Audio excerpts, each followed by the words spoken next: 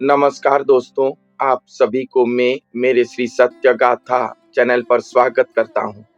संत हरिदास जी की ग्रंथावली पुस्तक इंद्र गोविंद गीता अध्याय पेज नंबर 391 पर क्या भविष्यवाणी कल्कि अवतार लीला को लेकर या कल्कि भगवान को लेकर किया गया है, मैं आपको आज सुनाऊंगा।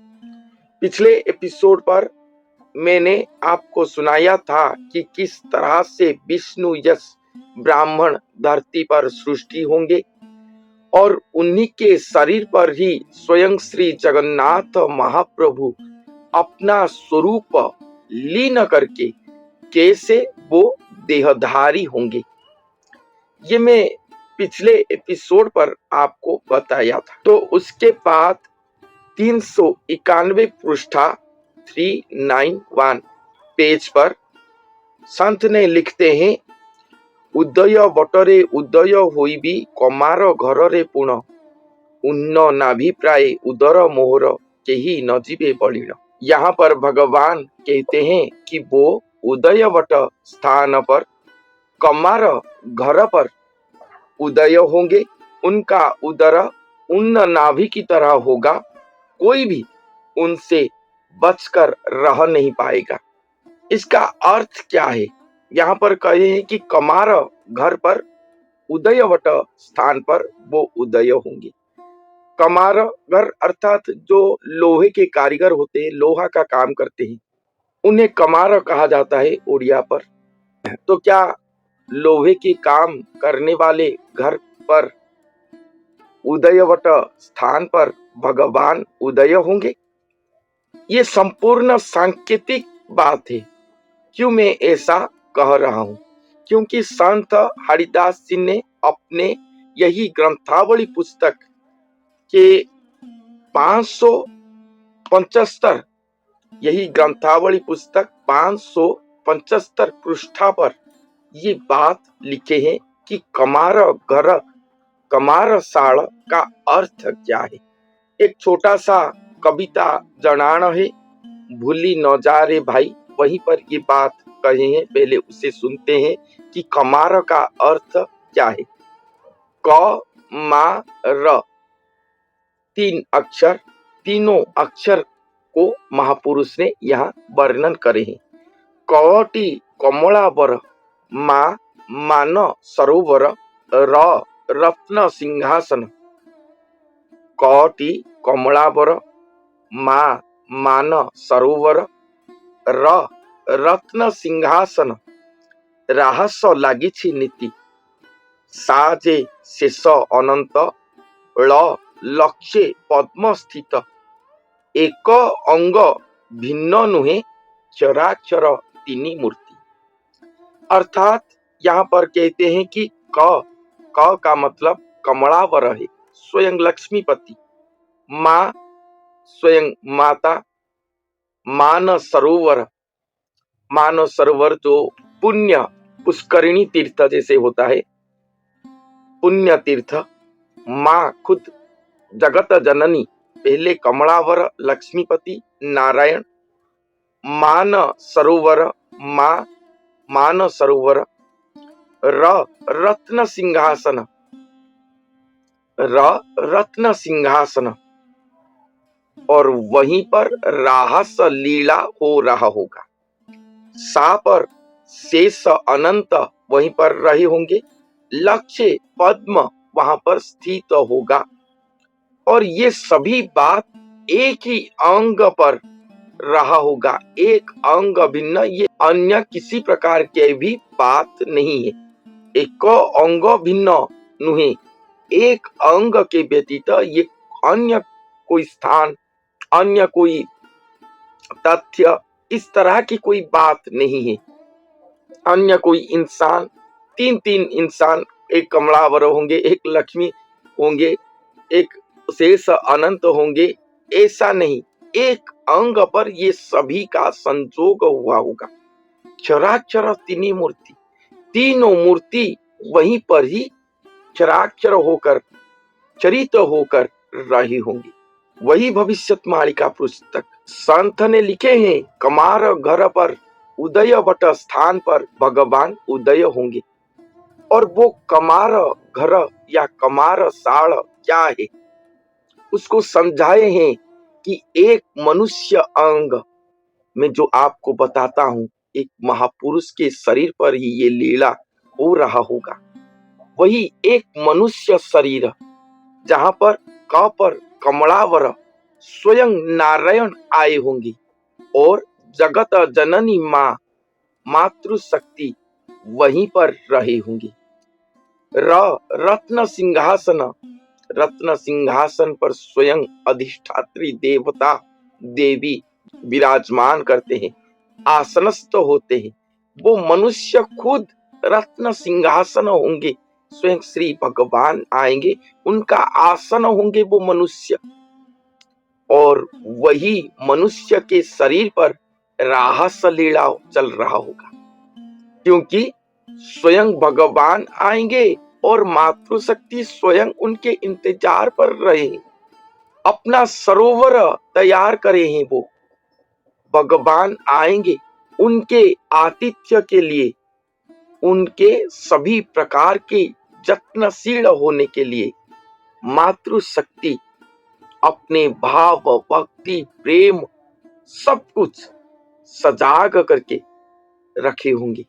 भगवान को स्वयं श्री जगन्नाथ महाप्रभु स्वयं भगवान को पुकार कर ला रहे हैं।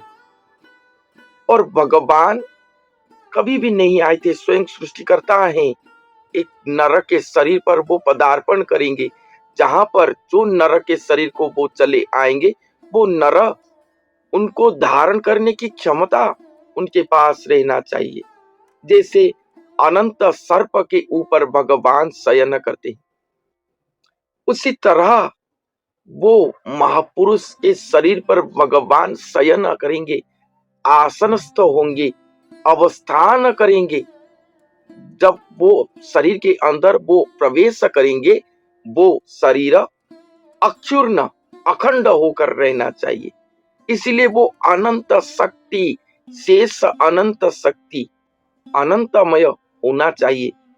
अनंत शक्ति इसलिए वहां पर आकर रहे होंगे, भगवान को धारण करेंगे।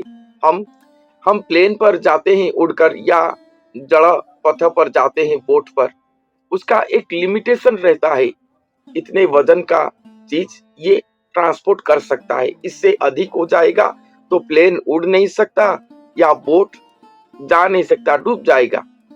उसी तरह स्वयं सृष्टिकर्ता को वहन करने वाले शक्ति वो मनुष्य के शरीर पर आना चाहिए, तभी तो वो भगवान को वहन करके जाएंगे।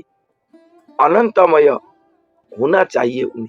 तो ये सभी रहेगा, भगवान आएंगे और भगवान आएंगे, अति कोमलमय तनु है उनके, इसलिए वो मनुष्य के शरीर पर लक्ष्य कमल पुष्प, पद्म पुष्प सृष्टि किया गया होगा। इसलिए अन्य स्थानों पर लिखा गया है कि पद्म वन पर भगवान अवतरण करेंगे। पद्म वन, पद्म पुष्करिणी पर अवतरण करेंगे, वहीं पर लीला होगा। तो वो मनुष्य के शरीर पर ये सभी तत्व को रखा गया होगा, एक ही मनुष्य के अंदर।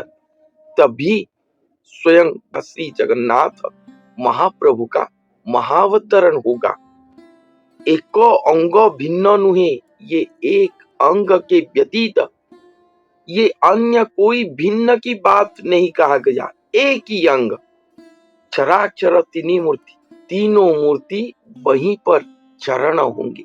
नारायण, अनंत नारायण, उसके बाद श्री जगन्नाथ महाप्रभु। भगवान सभी एक ही मूर्ति है, ये सच है। भगवान का अनेक रूप, दस अवतार, नारायण का एक एक स्वरूप। विष्णु लोक पर वो विष्णु लक्ष्मी नारायण के रूप में पूजा पाते हैं। चिराब्दी शयन अनंत नारायण सभी उन्हीं का स्वरूप है, मगर एक एक स्तर उनका रहा है। और अंत में सर्वोच्च स्तर में गोलक वैकुंठ पूरा धाम पर श्री जगन्नाथ महाप्रभु केवल एकमात्र वही रहते हैं। वो आएंगे लीला करने के लिए, कड़की लीला करने के लिए। स्वयं सृष्टिकर्ता, स्वयं भगवान, और वो आकर कमार घर पर उदयवट स्थान पर उदय होंगे। कमार घर एक मनुष्य होगा जिनके अंदर स्वयं कमलापति रहे होंगे, मातृशक्ति रहे होंगे, और मान सरोवर पुष्करिणी वहां पर सृष्टि हुआ होगा। लक्ष्य पद्म पुष्प उन्हीं के शरीर पर प्रस्फुटित हुआ होगा। वही पद्म आसन पर आसीन होंगे भगवान श्री जगन्नाथ महाप्रभु। वहीं पर रास राहस लीला होगा। दोनों स्वरूप मिलकर एक होंगे और वही स्थान को ही तीनों मूर्ति क्षराक्षर होकर आएंगे, एक हुए होंगे, और एक होने के बाद ही वो उदय होंगे। वो जो मनुष्य जिनके शरीर पर ये लीला हो रहा होगा, वो स्वयं गुरु स्वरूप महापुरुष स्वरूप होंगे, जिनको यहाँ पर उदय वट के नाम पर नामित किया गया है। वट स्वरूप, जैसे प्रखर सूर्य किरण से वृक्ष की छाया हमें शीतलता प्रदान करते हैं, उसी तरह ये महाविनाशमय समय पर वो महापुरुष आकर ये पृथ्वी और अपने सृष्टि को सुरक्षा देंगे, वट वृक्ष की तरह शीतलता प्रदान करेंगे। उन्हीं के छाया के नीचे जो लोग जाकर बैठेंगे, उन्हीं के भक्तजन वो सब होंगे, और वो सब उन्हीं के छाया के नीचे बैठकर ये जो भयंकर महाविनाशमय परिस्थिति आ रहा है, उससे वो सब सुरक्षित रहेंगे, और अंत में भगवान के सानिध्य पाकर सब मुक्ति मोक्ष प्राप्त कर लेंगे। ये जन्म मृत्यु चक्र से उद्धार हो जाएंगे। और कहते हैं कि उन्न नाभि की तरह उनका उदर होगा। उनका वो महापुरुष का उदर उन्न नाभि की तरह होगा, जिससे कोई भी बच नहीं पाएगा। जब वो आएंगे तब इस संसार पर जहां पर जितने भी शक्ति है, दैवी कला, दैवी महिमा, सृष्टि आरंभ से आए थे इस धरती पर, जो जो जहां पर रहे होंगे, जब ये लीला हो रहा होगा तब सब आएंगे उनके पास, अपने आप ही चले आएंगे। सभी आकर वो महापुरुष के शरीर पर रहे स्वयं श्री भगवान के शरीर उदर ब्रह्म स्थान वहीं पर लीन जाएंगे। ब्रह्म से सृष्टि होकर आए थे और फिर से जाकर ब्रह्म पर ही लीन हो जाएंगे। जब भगवान अपना लीला समाप्त करके इस धरती से जाएंगे तब ये सभी को लेकर चले जाएंगे। क्यों? क्योंकि इस पृथ्वी पर भगवान का और नेक्स्ट कोई अवतार नहीं है। ये पृथ्वी और कुछ हजार साल बाद या कुछ 100 साल बाद जलमग्न हो जाएगा, जीव सत्ता यहाँ से लुप्त हो जाएगा। भगवान फिर से और एक ग्रह पर अपना जीव सत्ता सृष्टि करेंगे, वहीं पर लीला होगा उनका। इसीलिए तो वो आएंगे और सभी को लेकर जाएंगे। इसलिए उनके गर्भ से, उनके उदर से कोई भी छूट नहीं जाएगा, चाहे वो भक्तात्मा हो, चाहे वो दैवी महिमा हो, दैवी कला हो, उनके अंश वंश, उनके अंशज जो जहां पर होंगे सब जाएंगे। उनको ढूंढने के लिए सारा पृथ्वी भ्रमण करना उन्हें नहीं पड़ेगा, एक ही स्थान पर बैठेंगे और सब उनके पास आएंगे। यही भविष्यवाणी का ग्रंथों पर वर्णन है। और एक प्रमाण कमार घर जो बात लिखा गया है उसे मैं आपके सामने पूरे पुस्तक प्रमाण सहित उसका अर्थ क्या है उसको उपस्थापन किया। तो इसको सुनकर कोई अगर लोहे की काम करने वाले जात पर जन्म हुए होंगे तो वो अपने आप को ही सोचते होंगे, ऐसा नहीं, ये संपूर्ण तत्वमय ग्रंथ है। भगवान महातत्वमय महास्वरूप होकर उदय होंगे। उनके तत्व को समझना चाहिए। न समझने से हम ही खुद नुकसान पर पड़ेंगे। उनके तत्व को समझकर उनके शरण में जाना चाहिए। तो आज के लिए इतना ही। फिर मिलते हैं अगले वीडियो पर। तब तक के लिए धन्यवाद।